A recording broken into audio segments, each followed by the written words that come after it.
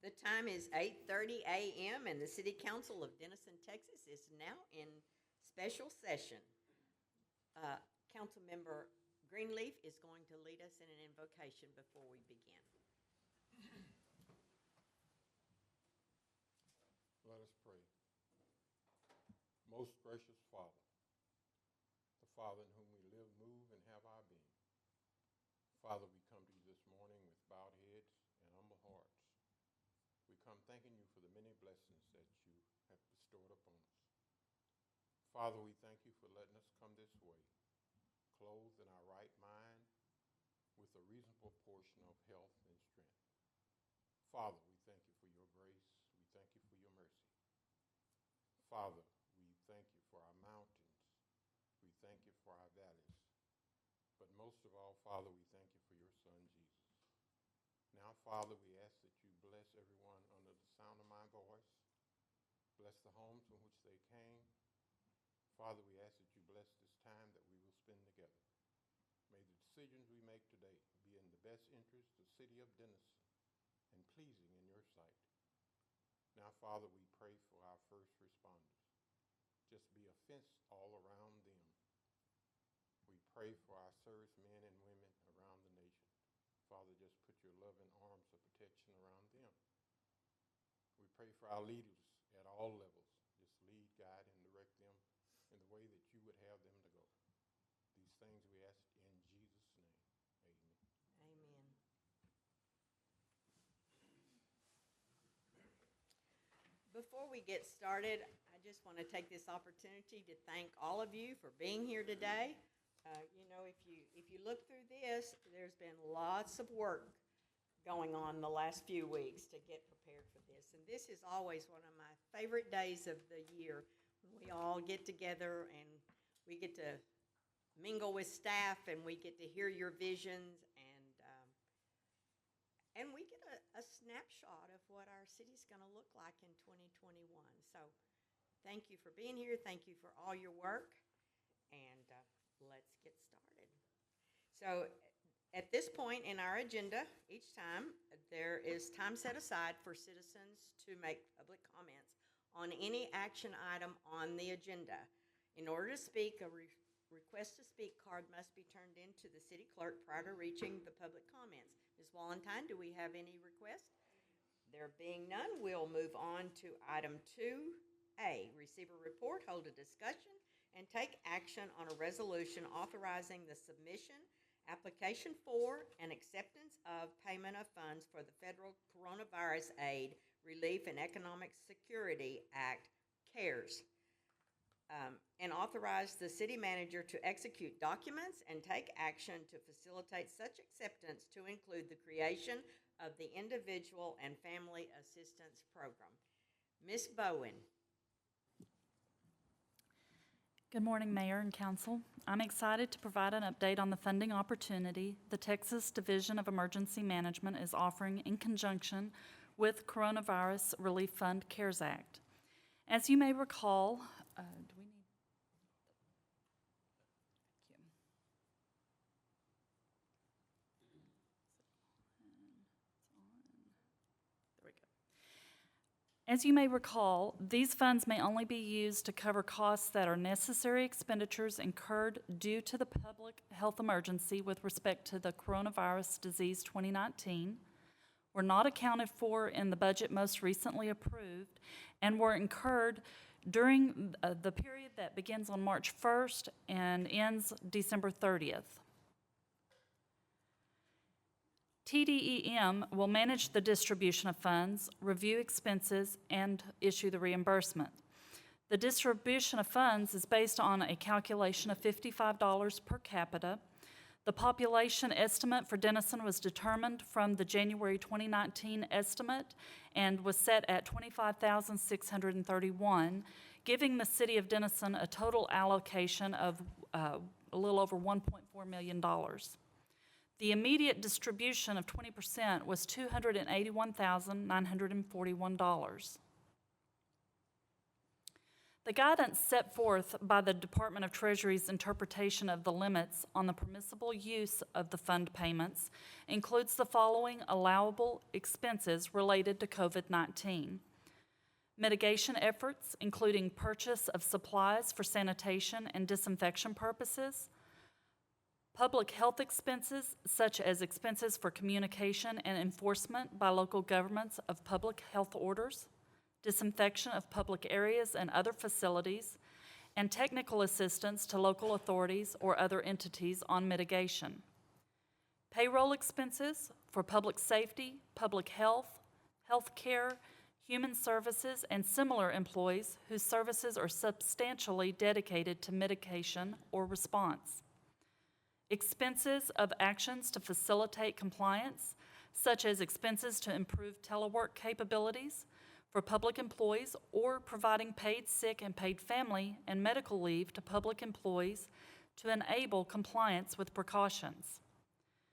Purchase of equipment and building modifications that are deemed necessary for mitigation efforts. Small business grants, expenses associated with the provision of economic support in connection with the public health emergency, such as grants to small businesses. Cost for these grants should be tailored to assist those businesses in need of such assistance. The amount of the grant is an eligible expenditure. Individual or family emergency financial assistance. Assistance given to those directly impacted by a loss of income due to COVID-19. Programs to assist with payment of overdue rent or mortgage payments to avoid eviction or foreclosure.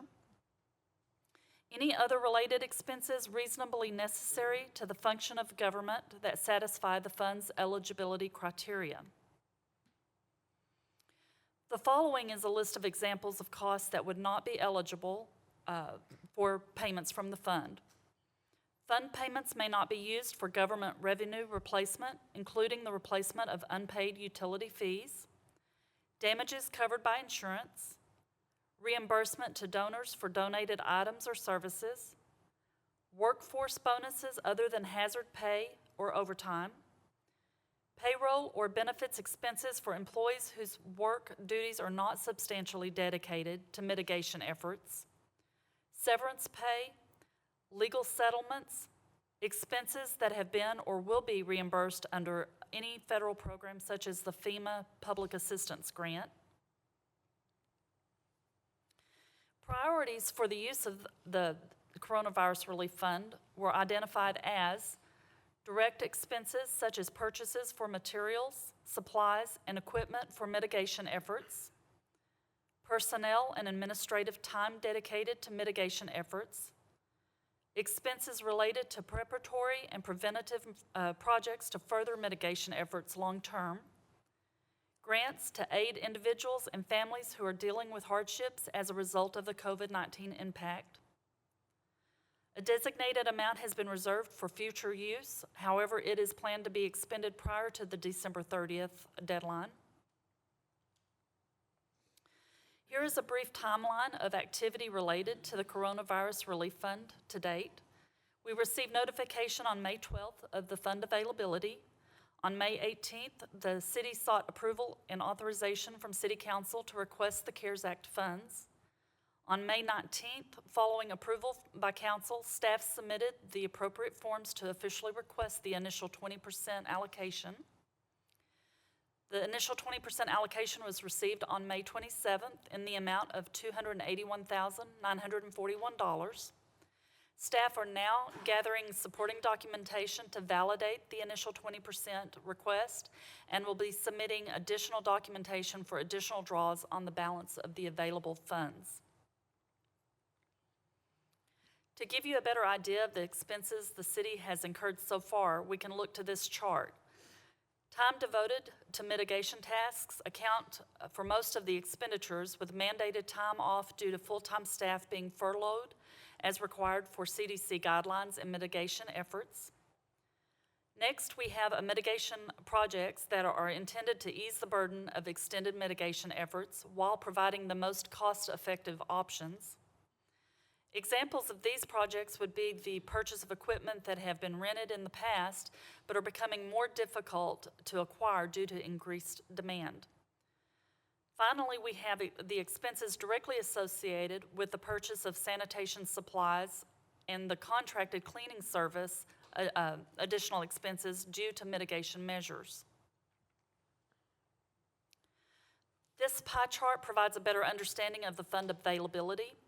The initial 20% allocation plus 10% set aside for individual and family assistance, another 10% set aside for reserve to be used by December 30th, along with the first drawdown request expected to be around 5%, leaves close to 61% that may still be drawn on for additional projects and expenditures. The past few months have been an unprecedented time that has created unplanned expenditures. However, there is a great opportunity to look at the glass half full and evaluate our mitigation efforts so far to determine how we can expand and improve our current efforts while positioning the city to be better prepared for any future emergency situations.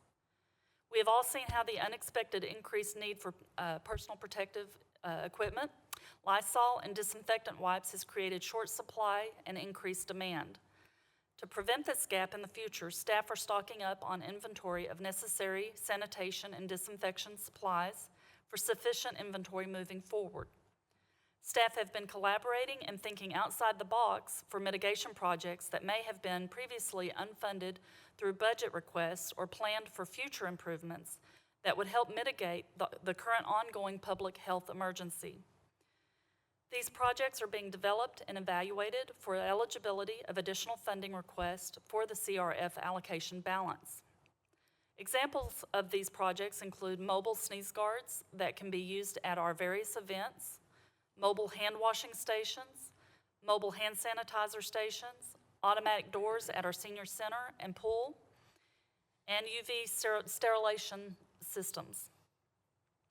With the active mitigation of the emergency health initiatives due to the coronavirus pandemic, enhanced methods for ensuring public safety and mitigation of potential health risks are necessary to implement immediately. Staff are partnering with local nonprofits to develop a grant program that would provide assistance to individuals and families. This assistance could include programs to assist individuals with overdue rent and mortgage payments, to avoid eviction or foreclosure, grants to individuals facing economic hardships to allow them to pay their utility fees and thereby continue to receive essential services. However, fund payments may not be used to replace the foregone utility fees. And I'm going to let Amara speak a little bit more to the details of that individual and family assistance. Thank you. Good morning, Mayor and Council. So the city has partnered with 6 nonprofit organizations and community churches for this program. We have the Salvation Army, the Lakeway Christian Resale Barn, Haven Chapel United Methodist Church, the First Baptist Church, Park Avenue Church of Christ, and Hopewell Baptist. I've talked to each of these groups, and they are very willing to take some of this money and disperse it to the community as needed. Most of them have applications already in place that they can vet applicants accordingly and make sure we have the correct documentation. And they're all very excited to receive this funding and help our community.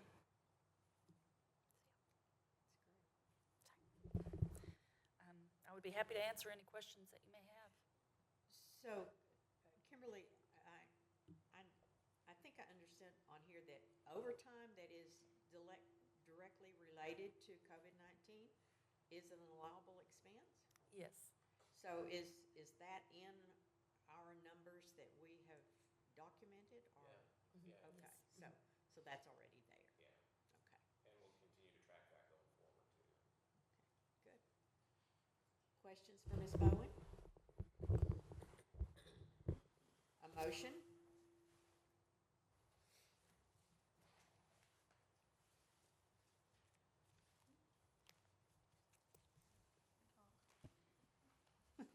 Mayor, I move to approve the resolution authorizing the submission application for an acceptance of the payment of funds for the federal coronavirus aid, relief, and economic security CARES Act grant, and authorize the city manager to execute documents and take actions to facilitate such acceptance, to include the creation of the Individual and Family Assistance Program. Second. There is a motion by Councilmember Adams and a second by Councilmember Greenleaf. All those in favor, please say aye. Aye. Opposed, same sign. The motion carries. Thank you, Ms. Bowen.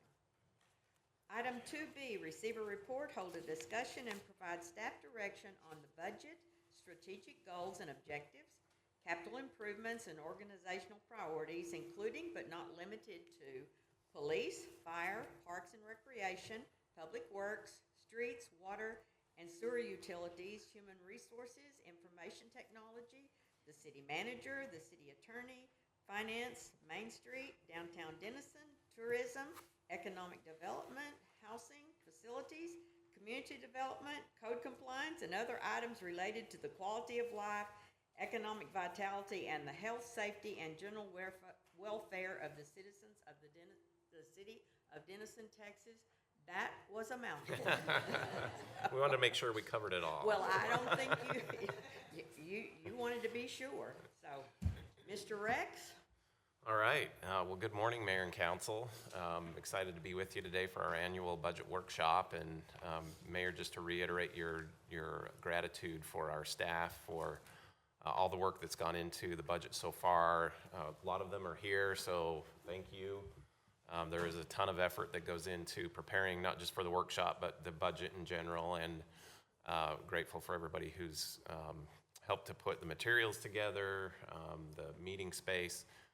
We're in a different space, right? We usually go to the Hilton and do this. We're trying to save a little money, so I thought we'd take advantage of our city council chambers. It's not really laid out like a conference or like a conference room, and so hopefully the layout's okay. We played with a lot of different opportunities to move things around, and this just seemed to work best so that we could socially or physically distant ourselves as well. So I'm grateful to be here. Couple kind of preliminary comments as we get started here. Really appreciate the council's support of our individual and family assistance program. We'll talk about our utility fund here in a little bit, but as you know, we've postponed disconnections and changed kind of our policies and procedures related to utility billing, and this will really help us transition back to our normal procedures for that, and make some funding available for our residents to help them through a difficult economic time for sure. So you all should have the booklet, our workshop booklet in front of you. You'll notice a few changes to the order of the slides, and we inserted a few extra slides in there too. So we'll make sure you get a copy of those. There's always changes as time passes, so we did make a few changes there. Throughout the slides, you're going to see a lot of information, a lot of data. We have a lot of slides prepared. I think ultimately there was about 250 slides. So while we have lots of slides, those are definitely really just a prompt discussion. So as you guys know, always jump in if you have questions, and feel free to hit pause, and we'll respond to the questions as they come up. So feel free to jump in on that. There is on tab 2 in your booklet, there is a budget quick reference guide. This is kind of an easy one-pager we put together several years ago and update each year to show just some basic numbers. As you get questions from the public about what's a penny on our property tax rate, what's our sales tax rate, where does it go? Those kind of questions can easily be answered with the budget quick reference guide. So we found that a useful tool for us. I think that's kind of all my preliminary comments there. So we'll jump in and just keep plugging along if that's all right. Let's do. So always want to focus on our vision. This is our current vision statement. Really, the goal is to become a community of choice through an excellent quality of life. Mayor, you always use those words, and now they're on your shirt even, which is awesome. So we need to get copies of that shirt. Okay. We know where to get them, though. So, so always want to focus on that. I did want to mention that earlier this year, pre-COVID-19, our executive leadership team spent 3 days together in a workshop and strategic retreat to really look at our mission, vision, values, and leadership philosophy. And we made some refreshing changes to it. You'll notice this vision that's up on the screen here now is a slightly shortened version of what we had before. One key thing we changed is we pulled out the 30-year goal there because we're about 5 or 6 years into that 30 years. And so the vision stays the same, really, and captures that we want to become a community of choice with an exceptional quality of life. So we, as we worked through kind of discussing the strategic direction of the organization, we felt like this is a good reflection of where we want to go. And you'll notice our core values haven't changed. We changed the description on each of them a little bit, but we will bring this back to City Council in July for formal approval, and we've begun rolling this out to our key staff as well and introducing them to this. Again, it's a refresh. It's not a big change. A lot of the words are the same. And as I told staff over the last couple days, the most important thing is not what's on the paper, but what we do with our actions and our words and how we behave and what we do as people. So that's the most important part for sure. So talking about priorities for fiscal year 2021, back in, I guess it was February or March, we did a staff budget kickoff, probably March, early in March, again, pre-COVID-19. And somebody needs to check a box for every time we say COVID-19 today, just to see how many times it comes up. Anyways, we do a budget kickoff with our staff usually in March. And I presented a similar slide, but it's changed a lot since then. Some of the same priorities are on here, but I put something up at the top really to try to capture as we move forward during an economic downturn and a pandemic. Our preparedness and our financial resilience is really going to be important. And frankly, we've prepared for this. We, as council knows, we have very sound fiscal policies. We're in sound financial shape. However, none of us really anticipated a pandemic like this. And fortunately, we have weathered it so far so good, but we want to continue to position ourselves in a positive way to make it through the pandemic. So some of the other priorities, you'll recognize most of these because, well, this is what the council wants us to do.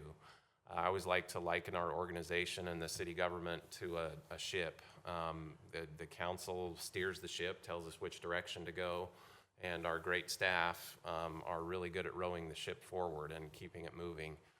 So we're going to talk a lot about these things today, planning for the future, a lot of development tools. We continue to see strong growth for the city even over the last few months as the pandemic's been upon us.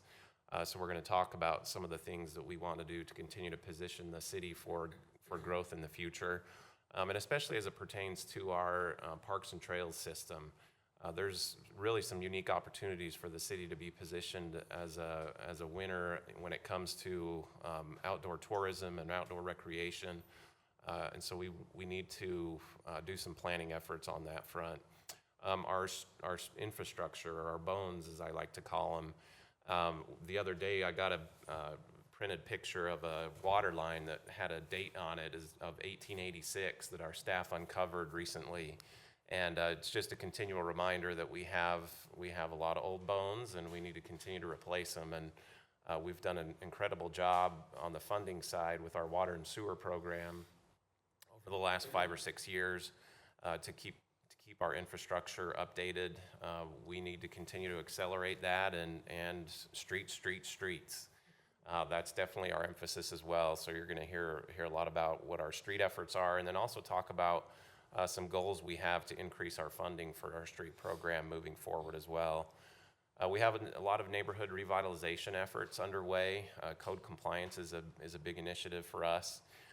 This past year, council approved a new rental inspection program.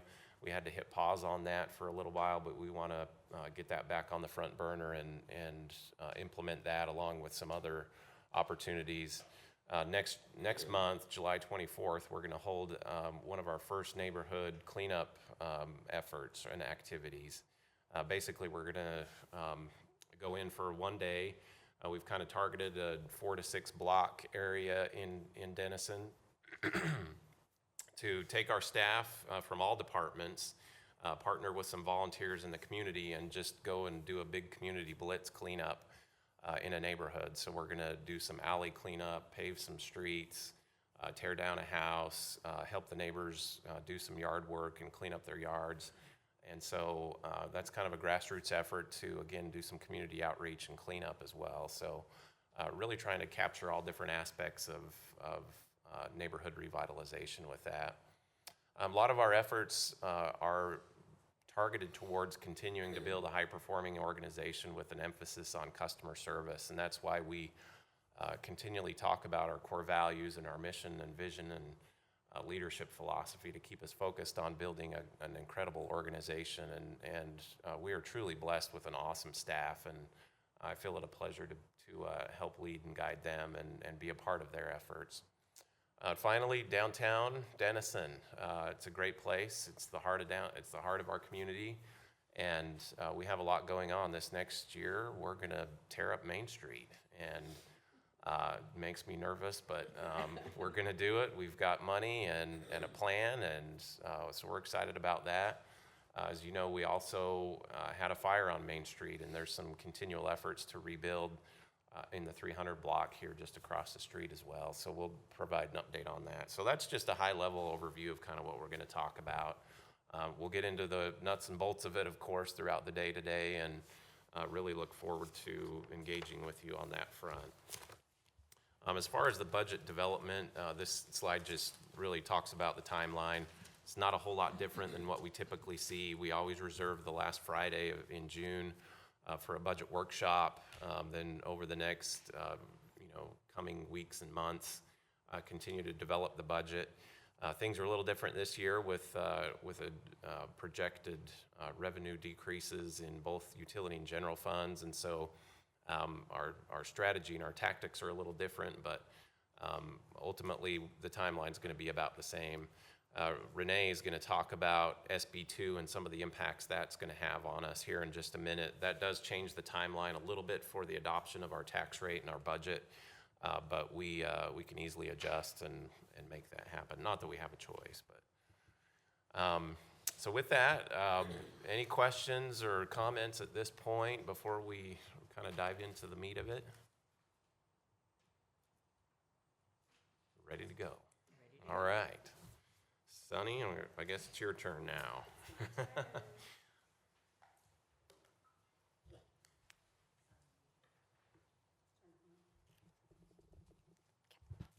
Good morning, Mayor and Council. So you guys have received the results. There's a lot of information, so I'm not going to go into all of it, but I'm happy to, any questions that you have, you want further research, happy to do that because there is a lot of information and we would be here. I could take all day to go over all of these reports. Nobody wants that. So let's get started with, I can't even see this, Judd, which way do you do it? Okay, so today we're going to cover the purpose, timeline, the representation of the areas, and then the trends over times, important issues, and then takeaways. So we conduct this survey every 2 years. This practice began in 2012. In 2014, we partnered with the National Research Center. The National Community Survey is the gold standard of resident surveys. They've been conducted for over 20 years by this company, and hundreds of communities in nearly every U.S. state conduct this survey. This provides us with a comprehensive and accurate picture of livability and resident perspectives about local government, policies, and management, and information compares the local results with benchmarks compiled with surveys from across the U.S. So as you can see this map, you can see that all of the districts were covered. When they choose the homes, it's through our GIS, and so I felt like they did a really good job of sending those out to those residents. So we began in February. Postcard notifications go out first, and they kind of tell them, hey, this is coming, be looking for it. The surveys were mailed out to 1,700 households based on our GIS boundaries for our city limits. A total of 411 households responded, and then we also had an opt-in survey available online for 2 weeks, which we received 53 responses. The responses were actually a little higher than our survey in 2018, just by 20, I believe it was 22 people. So the numbers that we've done over the past have stayed relatively the same. I do want to add that when we started this, we asked the questions of should we be concerned regarding COVID, because this started right when, as soon as we got ready to mail these out, the timeline fell right into that. The company did not feel that that was going to be an issue, and as we get into the final takes, you can see that some of the takeaways that people did have some concerns, but it was early on. Also, please take into consideration, these are never I couldn't say never. The odds of these being the same people that responded 2 years ago, so that's why there could be some differentiation in the numbers of maybe we're higher or lower. So just, it's not a perfect system. So just go with that. So as an overview, about 20 custom benchmark communities we got to choose, and these were similar to our size, the proximity of metro areas, and then similar demographics. So these were all over the country that we got to choose these 20 cities. In the main categories of the survey represented are here on the slides, and we go into a lot of different detail, but quality of life, governance, economy, utilities, safety, you see those are the main topics that we try to cover in the survey. Okay, so trends over time. These are percent positive ratings. So you can see that the orange, yellow color is this current survey. We did see, some shortfalls in a few things, and these are the ones that are going to allow staff to go and kind of dive into those and see what do we need. We need to really look at these. What are they saying?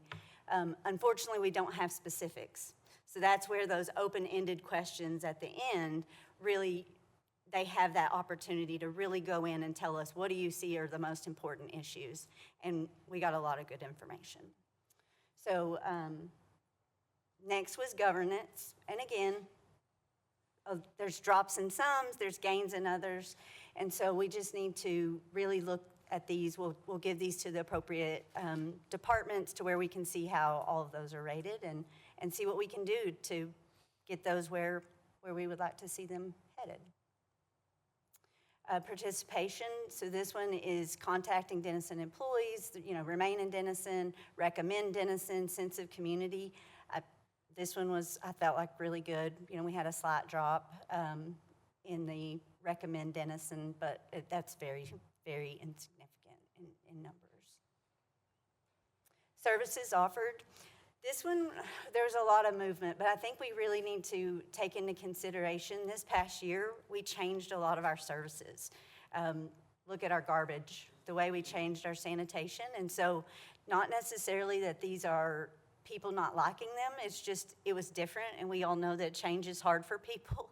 And so I think overall, those are good, but I think that's why, that is where I feel that there was probably that drop in the garbage collection. But as again, feel like we're pretty similar. Again, the ones that we had significant drops in that we're going to take a look at, and we're going to see what we can do to get those numbers up. So what is the single most important issue the city of Denison will face over the next 5 years? And this question was asked verbatim. And as you can see, 31% of the people, it was economic development, jobs, and growth. And the next one was infrastructure, which, as Judd mentioned, streets was one of the biggest responses. So, and we know that. I don't think that these were things that were surprisingly answered this way. Housing was the other.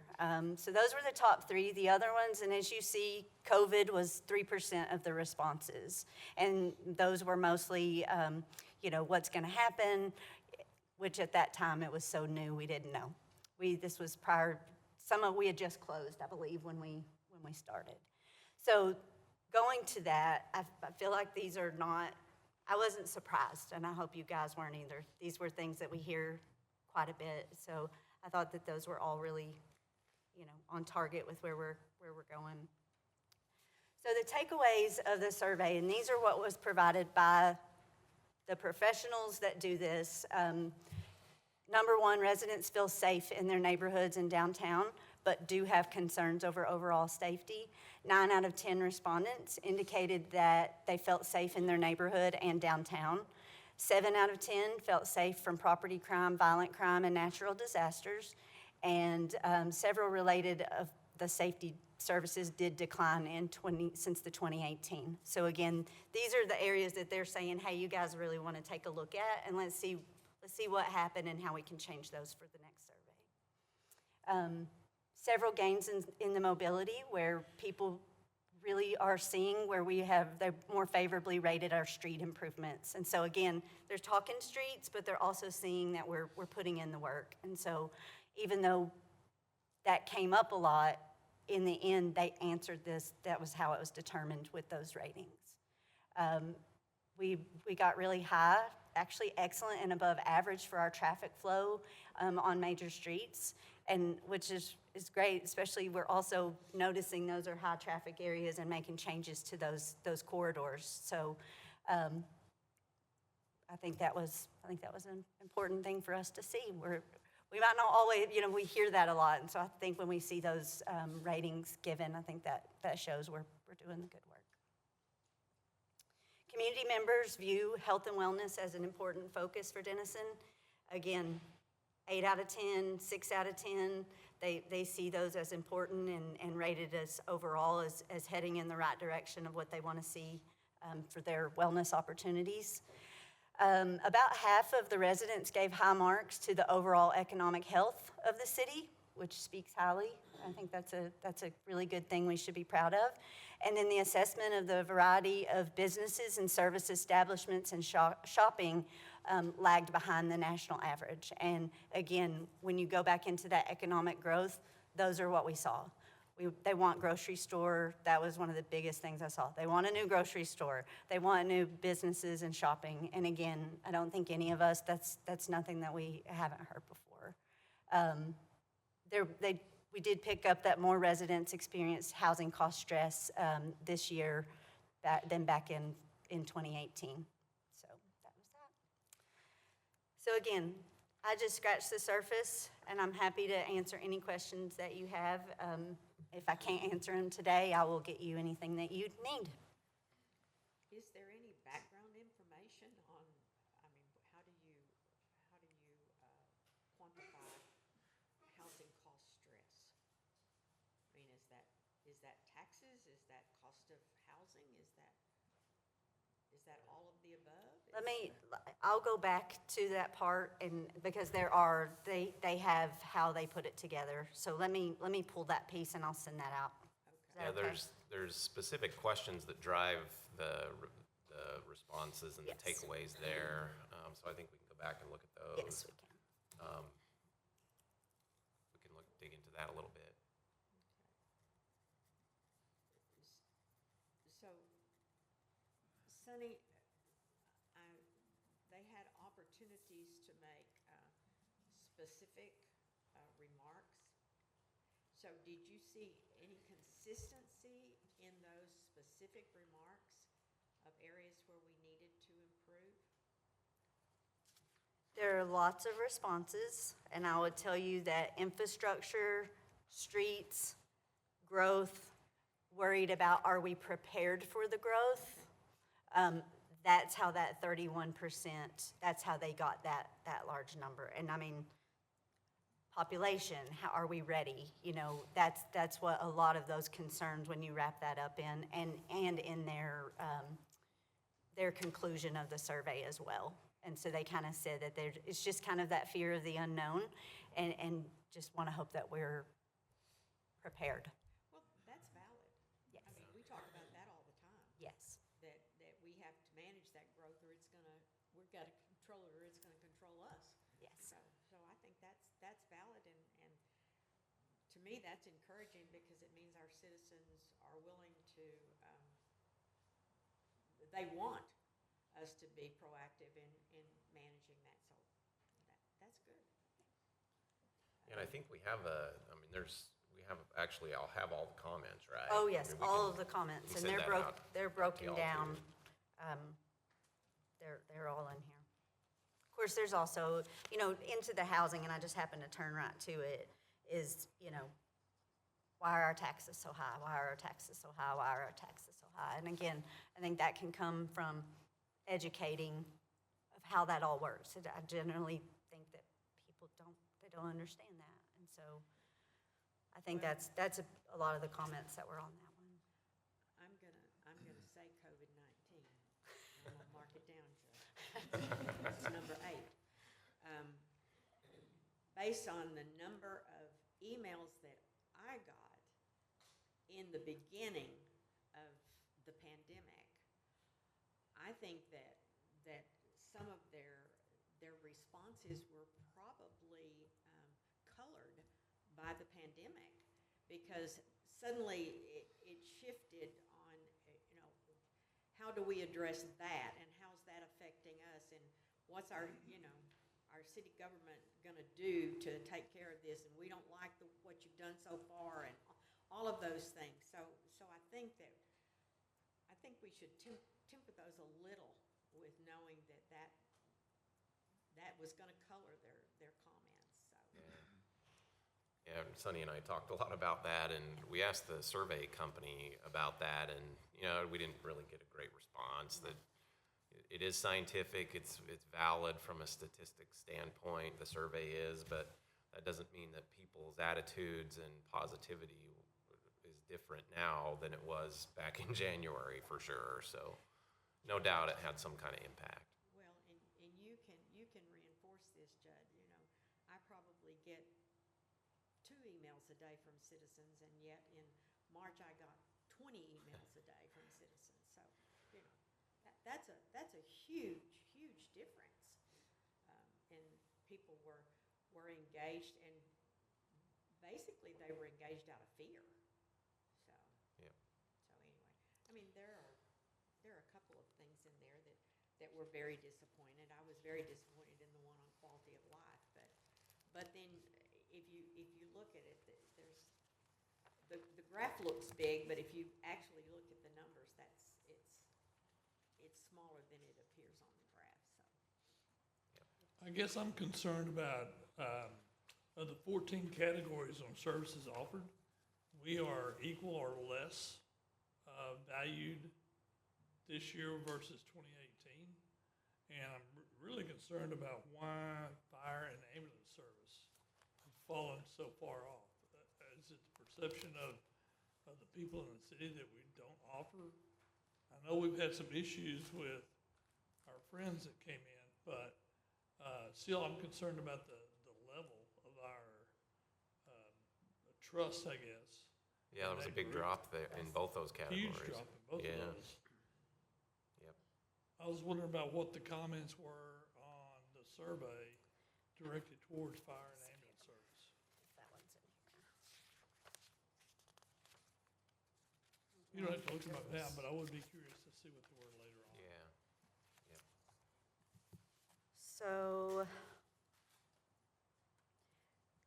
what is on, there's very little actually in those open-ended reports about that, about fire. But what is in here is everything that was covered in the media. So, Oh, okay. meaning that it did get a lot of coverage, and this is what I'm seeing. This is not this part, but I think that is why there was probably a significant, there was a lot of publicity. But some of the things that were on here are, why did you cut ambulance service? Well, we didn't, but unfortunately that's what some of these people perceive. And so I think that it was due to a lot of the publicity that was covered and kind of on their minds when they took this survey, because we had just came off of that.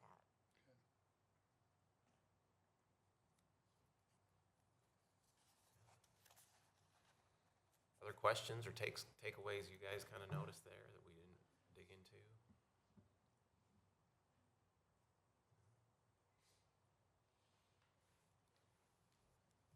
we just need to focus on these areas and have different results next year. Yeah, that's why we do this. That's why we do this. Thank you, Sonny. Thank you.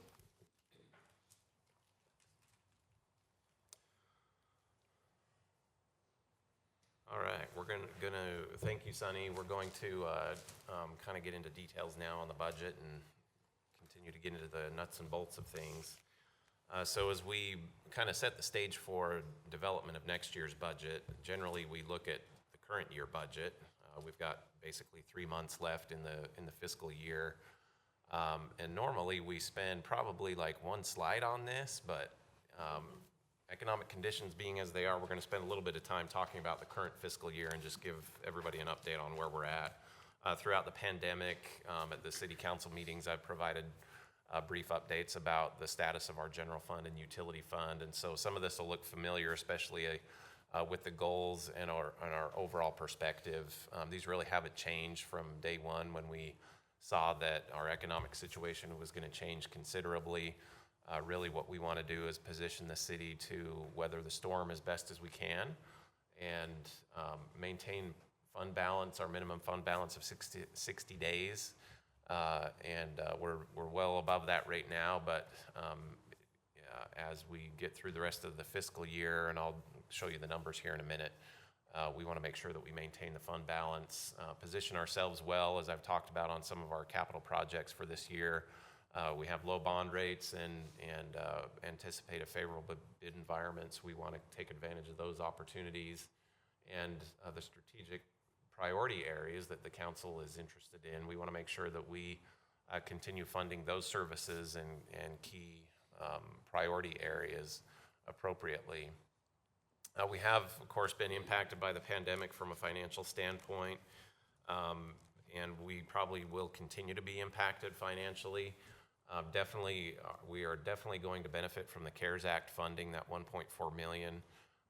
My instructions to staff is that I don't want to leave any of that money on the table.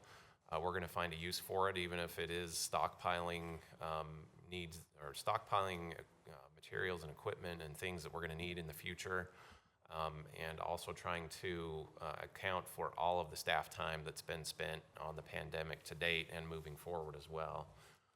And really, we're going to take a real close look at any long-term decisions and make sure that we're being wise in those decisions, as we always are. And as we talk about the details of our revenue and expense projections, we're being very conservative with those as well. So feel like we're overall in a good position, but let's kind of see what that looks like. So we'll start with the utility fund.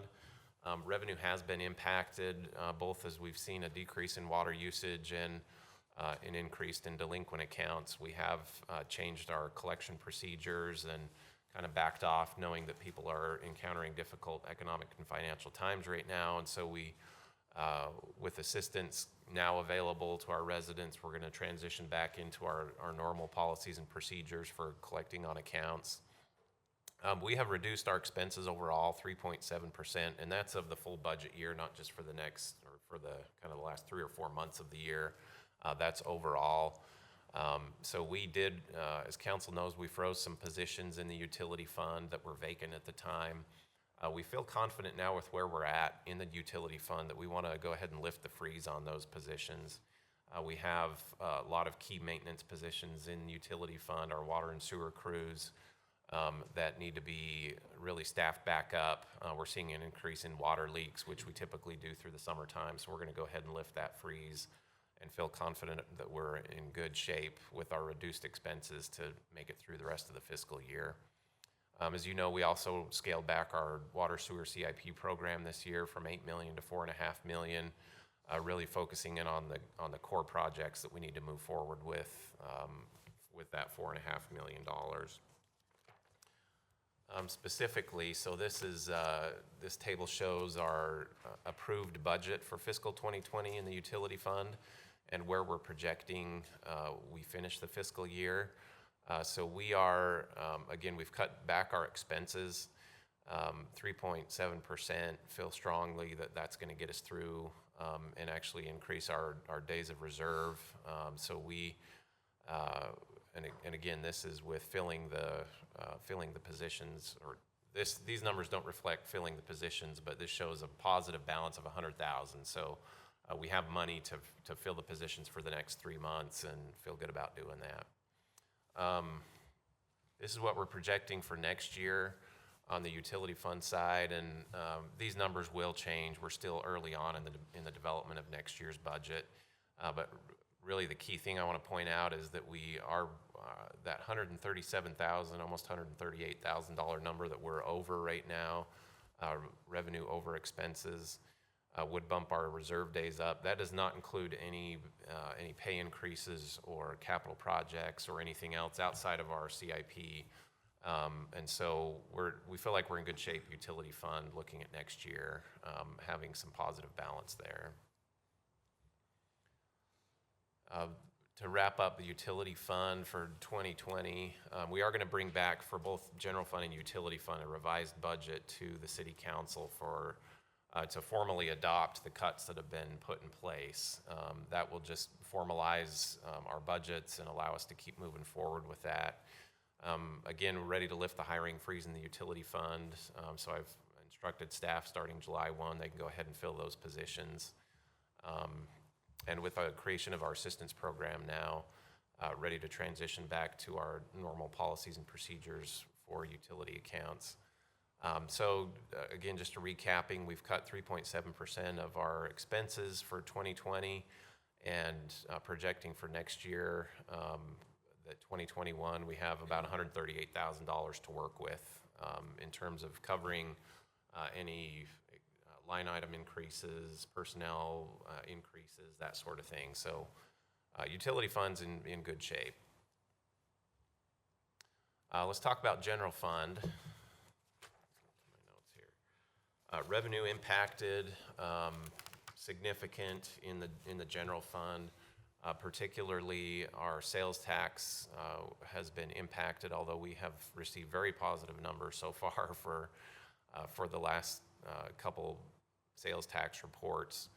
Our parks and recreation revenue has been impacted. Obviously, we had to cancel a lot of events and activities, and also seeing some permit revenue in our building permit division has come in less than projected as well, so we've seen a decline in that.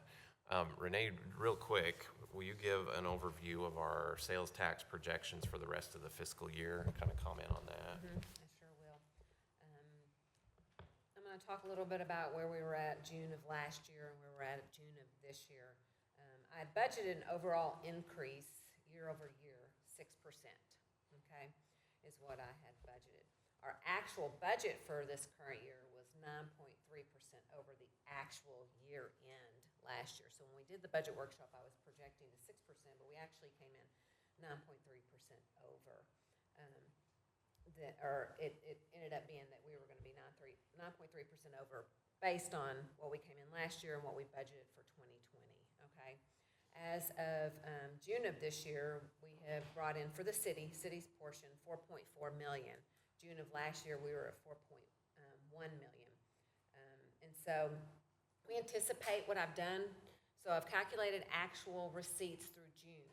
For July, August, and September, what I've done is built in straight line, just flat what we did last year. No increase over last year for July, August, or September.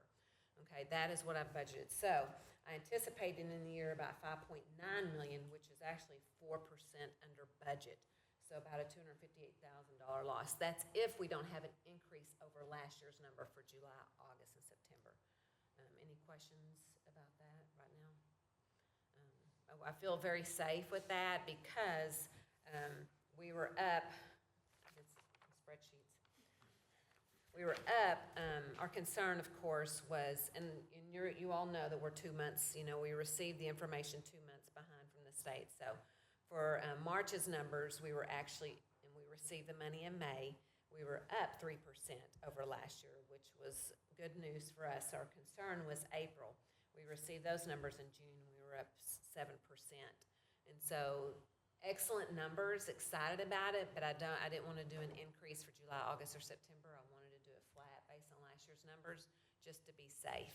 But if that's the case, then we'll be 4% under what we budgeted, $250-some thousand. So again, we've been pretty positive with the last 2 sales tax reports, but still budgeting for the next three months, pretty conservative, just basically what we just saw last year. So as you look at the numbers that I'll show on the next few slides, we still are projecting a negative, actually, let me just go to it. Showing a negative $216,000 in the general fund. If sales tax revenue or any other revenue comes in above what we've projected, that's going to eat into that, obviously, and put us more into the black. So even with the projection, we still would finish the fiscal 2020 with 62 days of fund balance. So we're meeting our goal of maintaining the fund balance there for sure. This does anticipate keeping positions frozen through non-public safety positions frozen through October 1. So we're not quite ready to lift the freeze on our general fund positions. Although there have been some positions that have vacated over the last few weeks and months prior to when we initiated the freeze, that I will probably allow those to be filled. A couple street positions, street utility worker positions that came open. So obviously that's a priority. We want to keep that crew working ahead. So the few positions that are still frozen in the general fund, we're going to keep those frozen, but key public safety and street positions, we're going to go ahead and fill those. For next year, next fiscal year, we are projecting basically that and I'll get into the comparison here in just a minute. We are projecting that our revenue is going to be over expenditures, $1.2 million. So we have money to work with for next year. I'm going to talk about kind of how that factors in, because basically what we've done, if you look at year-over-year expenses, so fiscal 2020 budgeted expenses, we had at $28.5 million, and our projected expenses for 2021, basically $2 million or it's $1.9 million short of that. So we've scaled our expenses back considerably there, and now we pulled back $1.9 million. We have about $1.3 million to plug back in, and so typically that's not how we piece a budget together. Usually it's like, okay, you start with where you were and then add to that, and this is a little different. We've scaled way back, and now we've got to plug some stuff back in. So the reason those expenses have been cut $1.9 million is that we really went back to a base budget, and there's a lot of stuff that I know that we're going to want to plug back in there. Key Parks and Rec programs and services, some other things that have just been pulled out to get us to where we have a balanced budget. And now we know how much we have to work with to start adding stuff back in. So really my goal is to restore our key positions. And actually this number, the projected expenses for next year, does include unfreezing those positions, most of those positions. I think there was maybe one or two that still haven't been factored in, but on the Parks and Rec stuff. So we have about $1.3 million to work with, and it's going to be tight. I won't lie and say it's going to be an easy thing, because net we're going to be short about $600 million from where we budgeted starting this fiscal year. So that's going to be a little tricky to start plugging things back in. But our goal is to restore the key positions and programs that align with the priorities that we've talked about. So that's kind of the recap of general fund. I'll pause there real quick for any questions that you guys might have. Questions for Joe? The numbers will change. They always do at this point. And Renee here in just a little bit is going to get into more of the details of the fiscal 2021 projections, what we're looking at for property tax and sales tax, and what our revenue is going to look like from that perspective. The last thing I wanted to touch on, of course, as you know, we are moving ahead with some of our bond programs for this current fiscal year. We scaled back on the water and sewer improvements, but our street projects, we are going ahead with the $7.2 million that we planned before. And our Public Works team will talk about those projects here in a minute. The timeline is that the resolution to authorize moving ahead was approved by City Council in June. We'll approve the ordinance in August and then actually get the money in September and keep those projects moving along. Senate Bill 2, Renee. She's been drinking that Kool-Aid for a while. Let me just a disclaimer. Pull out my notes here.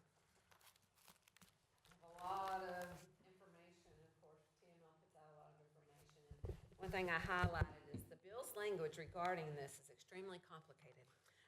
So just going into that, understanding that there's a lot to this, and I hope I help make it clearer to all of you, SB2. So if you have questions as we move along this, let me know, because there is a lot of information here. I'm still learning.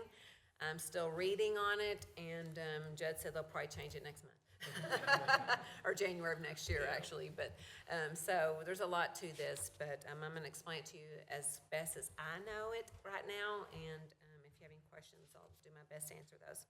Senate Bill 2, major elements, lowers the tax rate a city can adopt without voter approval and requires mandatory election to go above the lowered rate. There's enhanced transparency and truth in taxation modifications, and there's changes to all the forms, not just the appraisal reforms, but there's appraisal reforms, we have new forms, revisions for calculation, revisions for postings that you'll see along the way. All right, new vocabulary. What used to be, we called the effective tax rate is now the no new revenue tax rate. And what that means is this is the same rate that brings about the same revenue as last year on our current housing, okay? That's what that is. Our rollback tax rate is now known as the voter approval tax rate. And if you remember, it was an 8%. Now it's more of a formula. We still have the 8% in there, but we're gonna talk about the formula here in a minute. We're gonna go through the formula.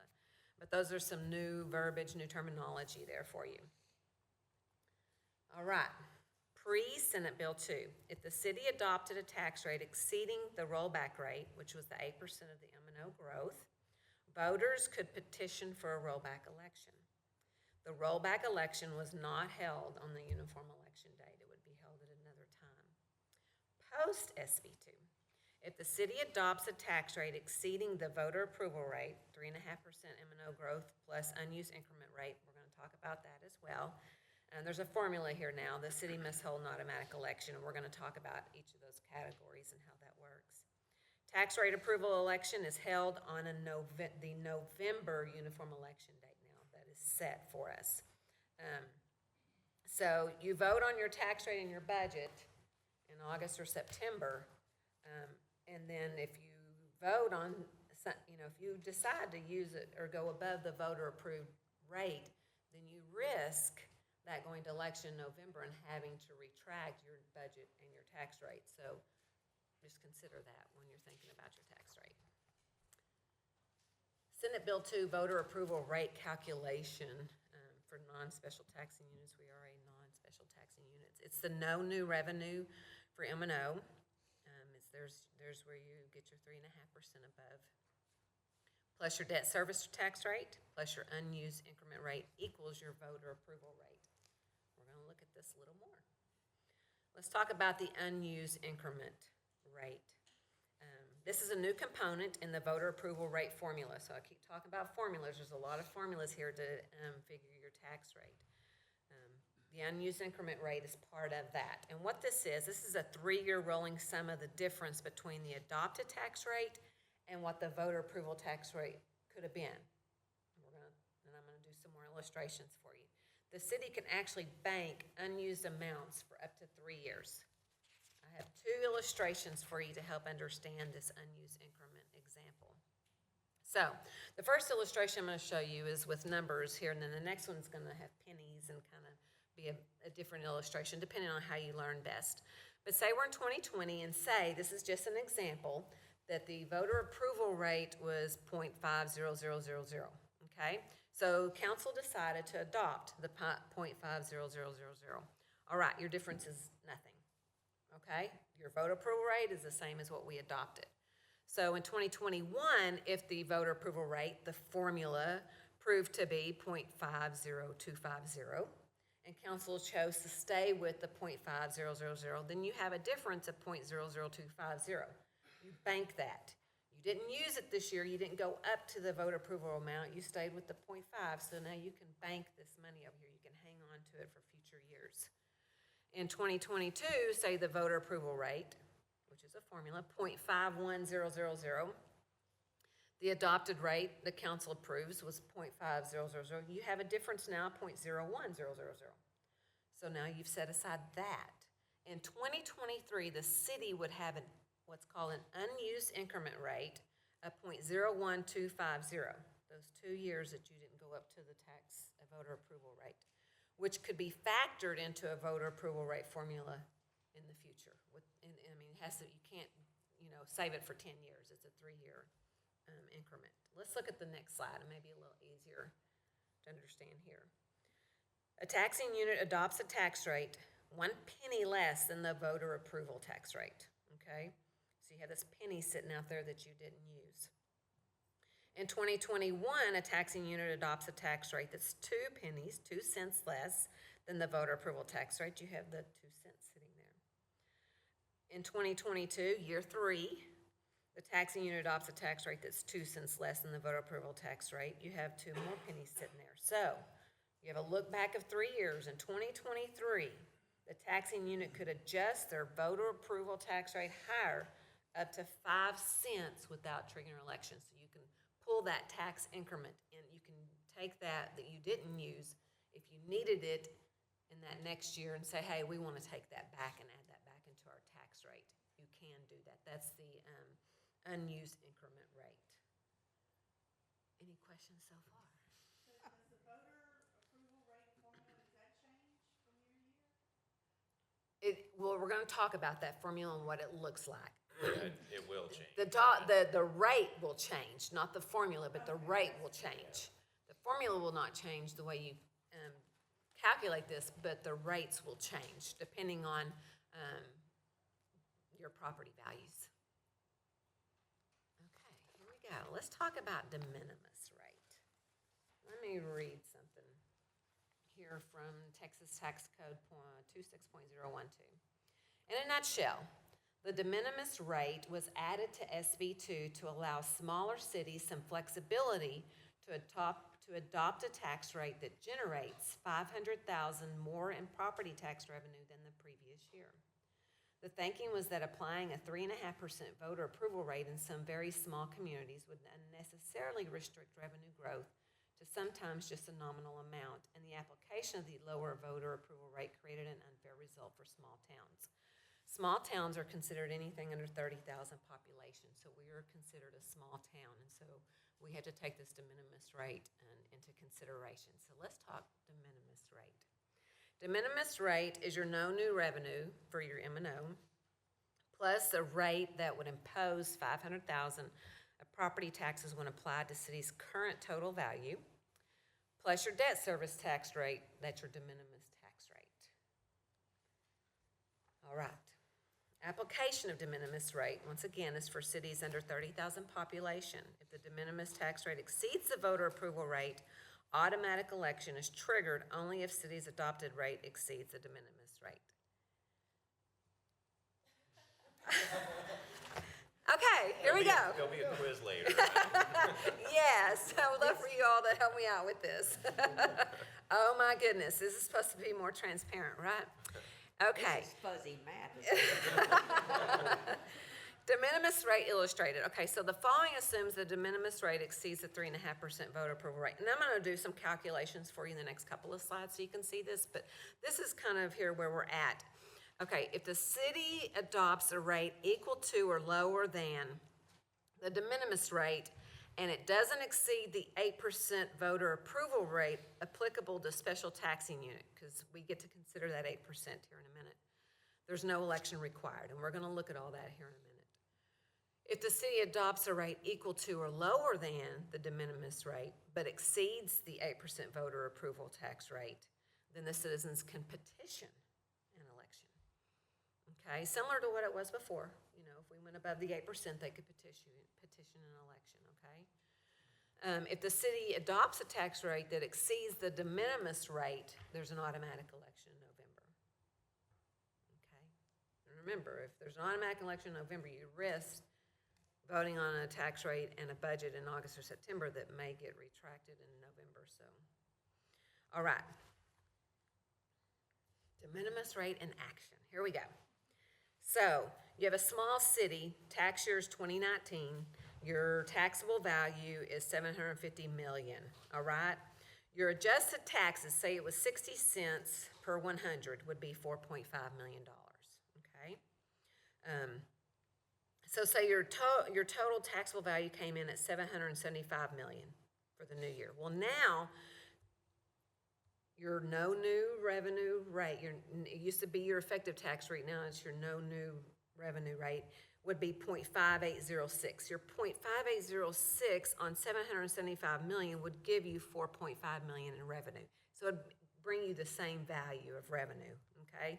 So that would be your no new revenue rate, how we used to do it. All right? Now, we're in 2020. Say our adjusted taxable value is $775 million. It brings in $4.65 million based on the 60 cents per 100.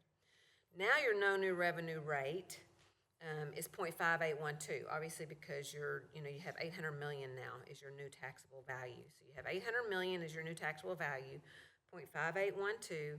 This gives you the same value as above the 4.65 million, okay? So if you took 800 million, divided it by 100, multiplied it times 0.5812, you get the 4.650.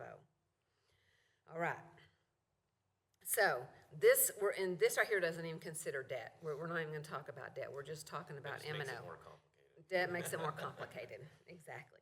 So you can go up to this point. Now you see it has current year voter approval rate at 3.5%. Remember, you can go up to 3.5%. So to go up to 3.5%, you can do 0.6015. That gives you another $162,000 based on these values here in that right-hand column. Okay, so that's your voter approval rate at 3.5% is 0.6015. Now, to raise a tax rate that will raise $500,000, just $500,000, based on these numbers is 0.0625, okay? So if you want to raise $500,000, you would have a tax rate of 0.0625. So what you do is you take your no new revenue rate, like we talked about before. Okay, you have your no new revenue rate, which is the 0.5812, and you add in the rate that would raise your property taxes by $500,000, which is your 0.0625. Right there, 0.0625. So now you have what's called the de minimis rate. 0.6437. That's the 0.5812 and the 0.0625. That's your de minimis rate. That's the formula to get to your de minimis rate. Okay. So you have your no new revenue rate at 0.5812. You have your voter approval rate at 3.5% at 0.6015. Now, because we're a small taxing unit, you figure your voter approval rate at 8%. And so the voter approval rate at 8% is 0.6277, okay? Your de minimis rate is 0.6437, which we got from this formula before, on the page before. What you really want to pay attention to is, if you adopt a rate that is less than or equal to your voter approval rate at 8%, there's no election. Okay, and so when we receive the final numbers in July, there's a new 20-some page, I think, calculation form that I have to plug everything in from last year and this year and all this stuff. And so once we get to that, that's where we'll start seeing these rates come in to tell us what would be our no new revenue rate, what would be our voter approval rate at 3.5% and 8%. But if you adopt a tax rate that is less than or equal to your voter approval rate at 8%, there's no election. If you adopt a tax rate that is above that voter approval rate at 8%, but less than your de minimis rate, your citizens can, or residents can petition an election. And then if you adopt a tax rate that is over the de minimis rate, the election's mandatory. Okay? And you have to determine pretty soon, right after, probably by August 7th, I think it is, which tax rate you plan on adopting, because you have to, there's a timeline of 70 days before this, 70 days after that, before the election, for notification of residents. And so we'll talk about that on this in a couple of slides. Do y'all have any questions? I'm sorry. Okay, for the citizens to petition to have an election, how would they even know? Do we have to broadcast that? We have to, by August 7th, I believe it is, we have to notify council of what all those rates look like and what we plan to do, and we have to put it on our website. We have to put it out there on the website. They have to be informed, right, exactly. So we have to at least put it on our website and notify council, these are the rates and this is what we plan on doing. We also have to, once council determines what they're going to do, then we have to hold a public hearing. We have to hold at least one public hearing. We're going to talk about some of that here shortly. But we do have to hold a public hearing for that. Any other questions? Well, the window of time, the timing of this is really short because Condensed. we get our final values towards the end of 25th of July. 25th of July, so between there and the 7th, lots of number crunching. And the Yes. forms that the comptroller's office put together for you to take the values and translate into all these rates are brand new. And so it's gonna be a pretty tight window. Yes, it is. But we'll get there. And I work closely with a lady at the Grayson Tax Office who is taking classes just like I am, watching the webinars and things on this so that we can work through this together.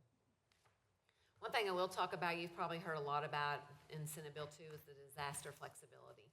A city may calculate the voter approval tax rate in the manner provided for a special taxing unit 8% in disaster area for up to 3 years after tax year in which disaster occurred. No tax election when city adopts a tax rate for the year following the year in which a disaster occurs. City may opt into SB2 disaster exemption by directing designated officer or employee to calculate 8% voter approval rate. It's an option that council has. And you've seen some cities that have opted into this since, we're in a pandemic. There's actually a disaster. Basically, it raises the ceiling from 3.5% to 8% where it was previously. For calculation purposes, that doesn't mean that the city's actually going to go up to that 8% Right. increase, but Right. They just at least But want to since calculate it. we're a small city, we already have that option to go up to 8% without an election. So this So doesn't Austin apply. has approved that the pandemic is classified The as Attorney as a General disaster? hasn't. Is that, Yeah, nobody's Yes or no? yes or no to it. I mean, the SB2 has the language, and so cities are exercising that. Nobody's challenged it. The Attorney General hasn't said, no, you can't do that. Right. I think they're just waiting to see how it pans out. Right. Yeah. Nobody anticipated, especially the legislature, pandemic, the first year SB2 goes into no, effect. they didn't. Okay, here's kind of a timeline, an SB2 timeline. Chief appraiser must submit certified appraisal roll or certified estimate of property values to us by July 25th. Any city adopting a rate exceeding the voter approval rate must do so by at least, here's those 70 days I was telling you about, the 71st day before election day by August 24th. If the tax rate adoption will trigger an automatic election, tax rate should be adopted by the 78th day. This is the adoption part, not the notification part, but it has to be adopted by those dates. September 29th is the last day to adopt a tax rate that is equal to or less than the voter approval tax rate. So we have up until the end of September to adopt our tax rate, but if you anticipate going above the voter approval rate, and then you need to do that before August 24th. The November uniform election date is the first Tuesday following the first Monday in November, which is November 3rd. And automatic tax rate elections will be held on this day. allowances made to accelerate tax adoption. That's what Joe was talking about. It's more condensed, though. You have only one required tax hearing, but you do have one required tax hearing. Tax rate hearing to be held at least 5 days after the date of public notice given. So once you give up the public notice, you will have to have your tax rate hearing. It can't be held, though, until after the 5th day the chief appraiser delivers. I can't imagine anyone having information anyway sooner than that or even that soon. But you can't have the hearing held until the 5th day after the chief appraiser delivers mandatory notice. You do have an August 7th deadline. That's not to vote on the tax rate, but that's just to notify council and to place on your website the you place the rates, kind of letting everybody know, here's the no new revenue rate, here's the voter approval rate of 3.5%, here's a voter approval rate of 8%, here's the de minimis rate. You have to put all that information on the website and notify council that these are the options that you have. And so depending on what council would choose to do, then if we wanted to go above those rates, we would do that before August 24th, because you have to have it so many days before the election. If not, then we can vote on the tax rate anytime before September 29th if we're going to go below the voter-approved rates.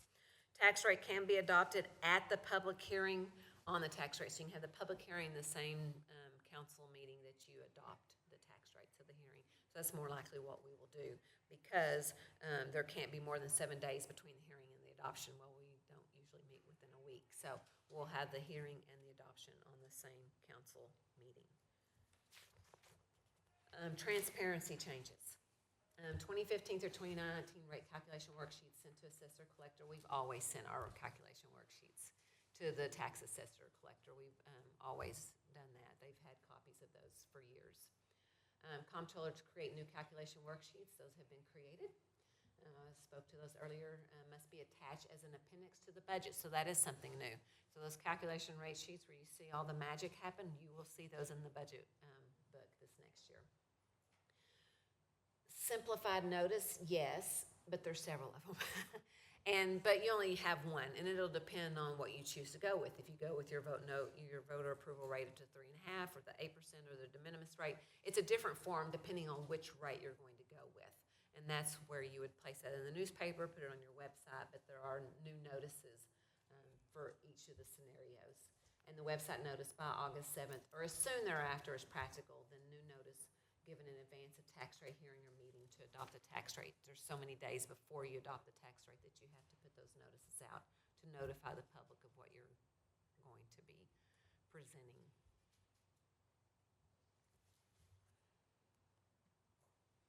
Chief appraiser must create and maintain a property tax database. This is more for them, but just want to let you know that contains tax information from all taxing units, is accessible to the public and searchable by property address and owner. That's on them, but this is information for the transparency part.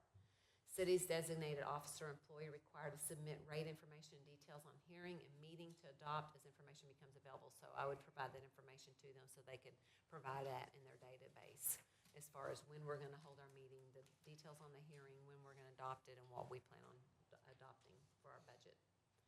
Website posting requirements now under SB2, which I think majority of this information we already have on our website, so we're really ahead of the game. City council members, contact information for city and council members, budget for previous 2 years, proposed or adopted budget for current year. A lot of these we had to have anyway for transparency stars for the state, and so we've been doing this for years. Change in budget from last year to this year. M&O property tax revenue and rate for current year and previous 2 years, debt service rate for current year and previous 2 years, and our most recent financial audit, and those are on the website currently. All this information was provided by TML. They had a webinar that I attended, and so a lot of this information came from them. Also, a lot of this information came from Texas Comptroller's website. If you are into learning formulas and reading about SB2, you can gather anything you want from these 2 websites here. Thanks. Anything else?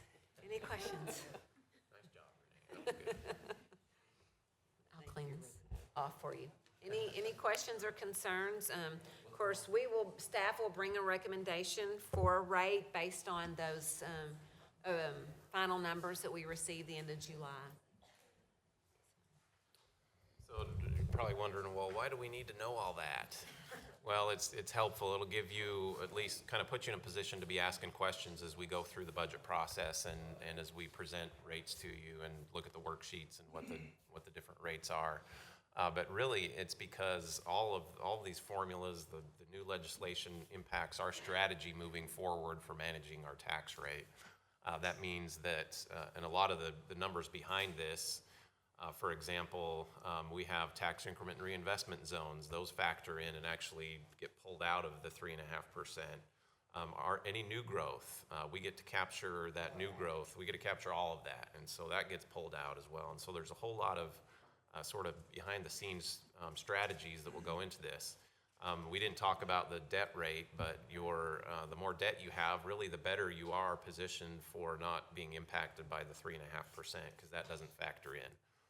It's just on your maintenance and operation rate. So lots of changes, and it's going to impact our strategy as we manage our tax rate and move ahead. So, and an important component of that is for sure that we engage our residents and help them understand what's going on with the rate and what does it mean, because ultimately that's who's paying the bills is our taxpayers, and so we need to look out for them and help educate them as well. So new growth helps that because we get to capture all of that new growth, and so that helps keep that tax rate down the more new growth we have. Yep. So it's huge. Growth makes a difference. Positive. All right. I think we're scheduled for a break here in about 30 minutes, so we're doing okay on time, I think. So let's talk about demographics. Again, just trying to set the stage for continued development of the budget and giving some background information. If you've picked up on the numbers, you've already noticed that we've provided a few different estimates for 2019 population. This one here, 25,529, is going to be used throughout the presentation. For CARES Act purposes, there was another number used that I think was slightly higher. They're all within a few hundred of each other, and frankly, until we get the 2020 census numbers back, we'll never really know exactly where we are. So these are estimates, but overall, since 2010, we've seen about 12.5% population growth in Denison. A lot of that's occurred since 2015 with increase in housing and strong economy. We've seen some very good growth from a residential standpoint. So I'm anxious to see where our 2020 census number ends up. This is something I shared last year and have, when we met with the DISD, really just a good rule of thumb number is that when we build 10 new homes or 10 new housing units, we're generally going to see about 4 school-age population added within city limits. I know DISD covers larger boundary than just city limits, but for a good rule of thumb is that we get 4 new school kids for every 10 new households that are generated. Generally, we have a higher median age than both the state and the nation. We are a little bit of a hub for retirees and empty nesters, and you see that reflected in the numbers. Throughout the day today, we're going to talk about comparison cities. These are the same 10 cities that we used last year as we start to look at communities that we sort of compare ourselves to. Geographically, they're close. Population-wise, there's some bigger ones, there's some smaller ones. The actual average population of the cities in our comparison cities is 25,199, so we're really close to kind of the average population of these. They're generally kind of in the North Texas area, and we need something to compare to, and these were some close ones for us. Looking at our permits and growth and kind of what's driving our growth, these are just updated building permit activity numbers. This is total permits are the blue bars. We did see a drop this past quarter, the second quarter of 2020. As you know, we were closed at City Hall for a portion of time. We still did online permitting, but my guess is that this is probably an aberration and that folks were still doing some work, probably just without pulling permits. One thing that we did get pulled off of this is valuation. On building permits, we're not allowed now to collect the value of the work anymore. That was new legislation that passed as well, and so our data is not going to be there moving forward. But overall, still seeing trending higher in terms of total permits and activity on the building side. Specific to commercial permits and values, again, still trending up. I think overall what I took away from this graph is that we're seeing fewer permits but higher valued permits in Denison on the commercial side. So we are seeing new restaurants built, new office buildings. The commercial permits that are being pulled are bigger projects, and so value's going up, but actual number of permits are going down. On the residential side, our single-family activity is still up, even during the pandemic. As we hit the half-year mark next week, we're probably going to be somewhere around 85 to 90 permits, which will put us pretty much on pace for last year. So I think that's encouraging. This is our total single-family permits for last year was 194. These are other cities in Grayson County that we kind of look to just to see what other construction activity is going on in the county. You're seeing just still some pretty strong numbers. So that 78 number is a couple weeks old now, and I know we've issued some permits since then. So still trending strong on the growth side. Let's jump into our property tax a little bit more, since we haven't talked about that at all, right? So the couple things here. One is that for the slides moving forward, you're going to see that on an average single-family house in Denison, the average value is $129,899. So for a lot of our comparison points that we make in here, that's the number we're using to base the comparison on, because that's the average single-family home value, taxable value in Denison. And these property tax numbers here, these are on your budget quick reference guide, and our projections for 2021. Again, they will change. In fact, this year we have seen a larger percent of our value is being protested at the CAD. Our first numbers that came out in April, we were at about $1.7 billion in value, and I think 400 million of that was being protested. So a lot of folks concerned about their values going up, and they're going through the process. And so between now and July, of course, those hearings take place, and ultimately we'll end up with a final value that will drive us. But right now, what we're projecting is that projected revenue for property tax is about $11.3 million. You can see how that breaks down into our maintenance and operation portion of our rate and our interest and sinking fund. In general, a penny generates about $174,000. Again, as you think about the tax rate, that's just a good number to have in the back of your head, so we know what changes in the tax rate will do financially to the general fund. Property tax makes up more than a third of our general fund revenue. It's our biggest revenue source for sure, followed by sales tax. And right now, our conservative projection is that our increase in revenue from property tax is going to go up about $700,000. So $500,000 of that is generated from the de minimis amount that, as a small city, we're allowed to collect. The other $200,000+ is from new growth. This just really goes through our historically what our property tax rate has been. As you recall, last year, council voted to increase the tax rate to the rollback rate, and the money generated by that went straight into our street program. Our property tax valuation history, really one key point out of this is that commercial value is making up a greater percentage of our values than ever before. It was 33% back in 2010. Now we're up to 42%. That's a significant increase, and a positive sign. That means that basically residents are carrying less of the burden of property tax revenue in Denison than ever before, and hope that's a trend that continues. We need more commerce and industry in Denison, and actively working in that direction. So I mentioned the $129,000, $899 average home value. This is basically if you own that average house in Denison, who do you pay taxes to, and where does that go?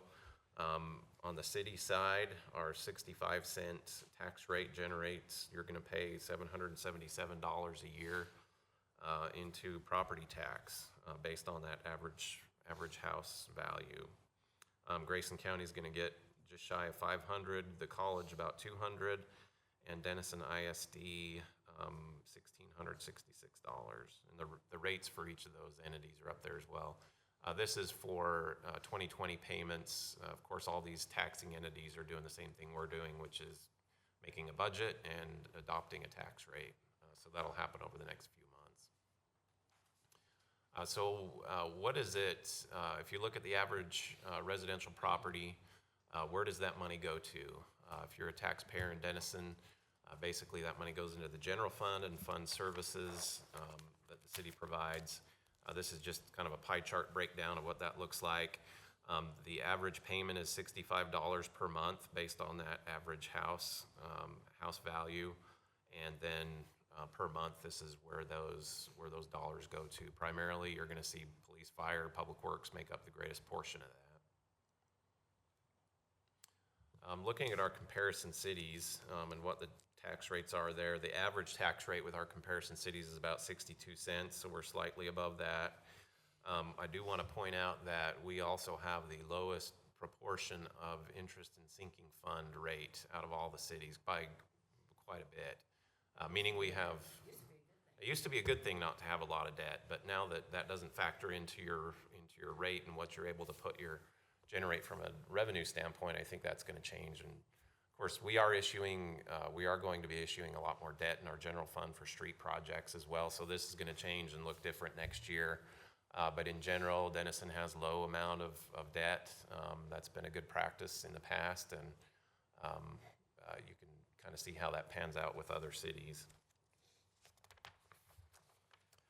Again, trying to make some comparisons to just wrap your head around what property taxes are and generate. $65 a month on that average property, that single-family home, is what they pay in property taxes. Some of the services that they provide compared to maybe a basic digital cable and internet package at $153.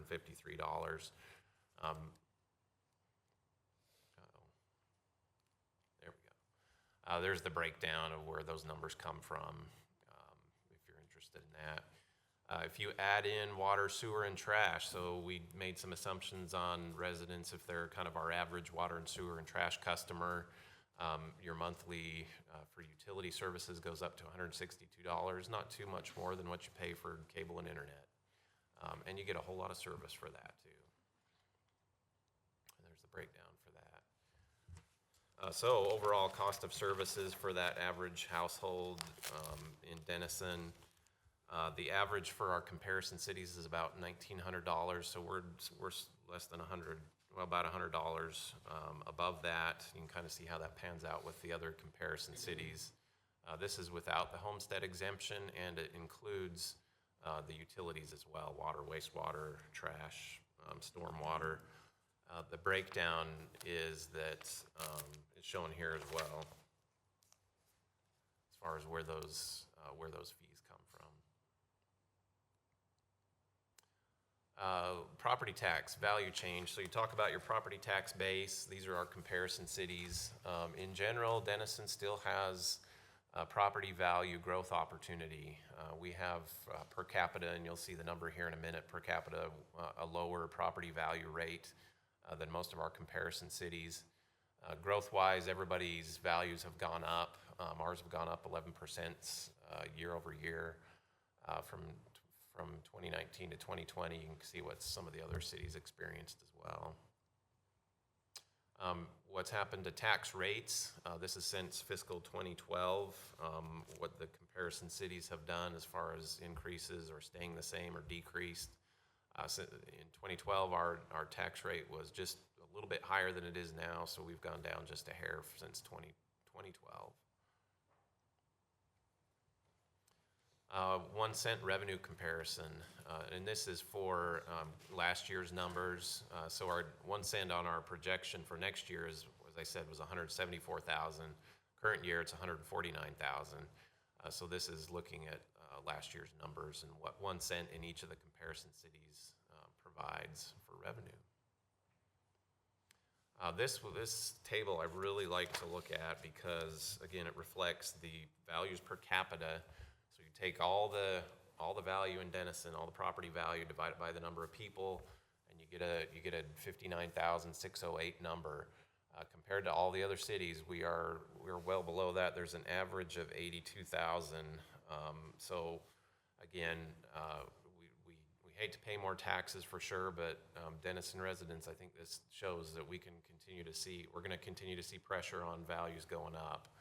As long as the economy stays strong and we continue to see growth, there's a lot of room for growth in our property values. And every city has a little bit different mix in terms of commercial and industrial, residential, but on the average, we're undervalued in Denison. How that translates into revenue, if we were average, which is $472 in revenue per capita. The last table looked at actual values. This is revenue. So property tax revenue per capita, we're at about $397 per capita. Average is $472. If we were just average, we would see about another $2 million in revenue each year. So it's just, again, showing potential for growth there in the future. So that's property tax for you. Any questions before Renee talks about sales tax? All right. Oh, we're doing good. Sales tax overview. Most of you know we pay 8.25% in this area. State of Texas gets their 6.25%, and Denison gets to keep 2%. The city keeps 1.5%, and DDA gets 0.5% of that. So we take whatever we get, divide it by 4, and they get 1/4 of that. Fiscal year 2021 projected revenue. We talked about this. This is a 3% over what I'm projecting for 2020 is 8.2 million. The city's portion, of course, would be 6.1, and DDA's portion would be 2 million. So the city's portion, what I'm projecting for 2021, is about 180,000 more than what I'm projecting to year. And I'm just, you know me, if you've been on council long enough or watched long enough, you know I'm very conservative because I like to protect the city. And this represents about 21% of our general fund revenue. City of Denison historical trend, I believe that should say 31%. Oh, for the percent of revenue? Oh, okay. Because property tax is usually, property tax is 34% and city sales tax is 21%. Because they both together make up over 50% of our general fund revenue, sorry. City of Denison historical trend per capita kind of shows you what we've, over the years, based on population, gone from $167 per capita in 2010 to $225 in 2019. And we're going to look at comparative cities as well. This has a breakdown of what makes up or where that money goes for the city of Denison. We have 1% goes into our general fund as part of our M&O, and then 0.5%, of course, like I said, goes to DDA, and another 0.5% goes to the general fund, but it helps keep our ad valorem taxes even lower than what they would be if we didn't have that 0.5%. And so that's our 2%, and then, like I said, 6.25% goes to the state. Revenue comparison cities, similar to what you saw with the property tax. Denison's sales tax revenue per capita is $225. The average is $265, and so we're about $40 per capita behind the average. If we were up to the average, then it'd be a little over $1 million in additional revenue for us. So what do I always say? Shop local. I was sorry to interrupt. One thing I was going to mention, if we, so that half-cent sales tax equates to about 12 cents in property tax that we're able to offset by having a half-cent higher sales tax based on numbers I just ran. We'll check you later. No, just kidding. Property and sales tax. Okay, Judd talked about the property. I talked about the sales tax. If you combine the property and sales tax revenue comparisons, Denison's is $622 per capita. The average is $737 per capita, and so the average versus Denison difference is $115 under for Denison. So if we were to come up to just the average, not be the top dog, but be the average, that'd be about $2.9 million in revenue for the city of Denison. Let's talk a little bit more about general fund and utility fund. We're just going to do some overviews real quick. General fund overview, fiscal year 2021 projected revenue at $28.9 million, about $973,000 more than fiscal year 20 projected. You saw $700,000 of that was property tax, and then we have some additional sales tax. Didn't anticipate a whole lot more revenue for Parks and Rec because we just don't know what COVID is going to look like in a few months, and so we're trying to be conservative there. The general capital fund, this is where we set aside 5% of our sales tax revenue for one-time purchases, for capital equipment or projects.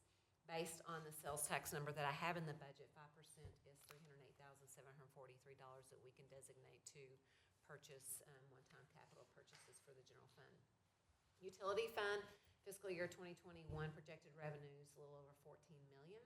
$575,000 more than fiscal year 20 projected. This is increased water usage, new housing, and then our rate increases and fees that are paid based on our adoption that we did last year, the 5-year rate increase we adopted back in September of 2019. Your utility capital fund is 5% of water sales revenue, and that funds also capital purchases or projects for utility fund, and that equates to $405,850 for 2021 based on the projections that we have today. Parks and Recreation funds, and I know Justin's going to talk a little bit more about this in his presentation, but we have a special fund that we set aside for Parks and Recreation, and it facilitates Waterloo Park, Waterloo Pool, general park improvements for all city parks. And we have $1.50 a month that goes towards Waterloo Park. We're anticipating about $88,000 in annual revenue. I did how many households that was, and that's about a little over 4,800 households that contribute to Waterloo Park a month. General park maintenance, that's a $2 a month donation or fee, and it'll generate about $129,000 in annual revenue, and that comes from about 5,300 residents or homes. And then Waterloo Pool is $5 a month, and we generate about a $305,000 annual revenue anticipated for this next year, and that's households is 5,000, over 5,000 contribute to that. So pretty awesome what our residents do for our parks and recreation and our pools, so we couldn't do it without them for sure. I know Judd spoke to you a little bit earlier about some things that we're doing to help our residents, and one of those is, and I know we've talked about this before, is crediting the account for 2 months, usage of the pool being shut down. So if they contributed that $5 during April and May, we're going to refund that money back starting in July. So it equates about $51,000 for 2 months of that revenue currently, and so we're going to start that with our July billings. If they paid the $5 for April and May, we're going to refund that $5. It'll be a total of $10 to them to apply to their next bill. It'll be applied to their July bill. Denison Public Safety is a percent of general fund. I don't know if you wanted to talk a little bit about this as well, but public safety includes fire, police on this slide. Fire, police, public safety communications, you also know as dispatch, municipal court and animal services, and public safety budget makes up about current budget, 42% of the budget, and all others, about 58% of the budget. This is budgeted expenditures and kind of the breakout. This is just kind of tells you where the money goes in general fund. You see that public safety does take up a lot of the budget, and we rely heavily on them. All others that's up here for 27%, that big brown block there, is community development and planning, permitting, inspections, demolition, community engagement, animal services administration, and internal services. So that's kind of where the money goes. And here's utility fund expenditures for current year. This is budgeted numbers, of course. And large portion, of course, is water treatment and distribution. But the largest percentage there is debt services, and that's our water and sewer infrastructure. And we'll talk a little bit more about this shortly when Carrie and Jimmy and Leanne get up and talk about infrastructure and streets and water and sewer. But as much as we've done, there's a lot more to be done, especially with our infrastructure. And so we're going to look at those numbers here shortly. I want to touch a little bit on our on our staffing levels and historically what that looks like. And these numbers have changed, obviously, and count all positions, even though we have some frozen right now. And these are full-time equivalents as well. So we don't have 311 full-time positions. We have, 280-ish. And so this counts our part-time and converts those into full-time equivalents. So since 2010, if you recall, on our population growth, we've grown 12.5%. Staffing-wise, we've grown about 7.6%, so a little bit less than population growth, if we're using that as a benchmark. And this table can be a little deceiving because every city is so different, but generally you can look at how many employees you have per capita as a good benchmark and see where you're at. I will say that a lot of the cities on here, especially down at the bottom of this list, do not have their own water and sewer treatment, so they contract out a lot of services as well. And so not an apples to apples comparison, but again, something that we look at just to monitor our staffing levels. Briefly this is something that wasn't included in your slides, so this will look new, but this is just the history of what we've done for employee pay increases over time. You'll see last year, as you recall, our budget included significant increase for fire and police and for all of our employees as well. So those numbers are here. Not ready, of course, to make a recommendation on what we do for next year. Still need a lot more information before we do any recommendations there. I did want to say that in the utility fund, I wrote this down somewhere because Renee gave it to me last night. But in the utility fund, thank you. 1% pay increase in the general fund is $175,000. So 2% is $350,000. That includes both fire, police, and all employees. 1% in utility funds about $40,000. 2% be $80,000. So again, as we reflect back on the balances, the positive balances that we've projected for next year, we had about $135,000 in utility fund to the good. General fund was about $1.3 million to the good, but there's still a lot to be plugged back in, or where that money needs to be plugged back in. So when the time's appropriate and we have better information and more firm numbers, we'll make a recommendation on what we would recommend for employee pay for next year. And that is it there. We're a little bit behind time-wise, but Mayor, do you want to take a break now? This is about when we had planned one. Stretch our legs a bit.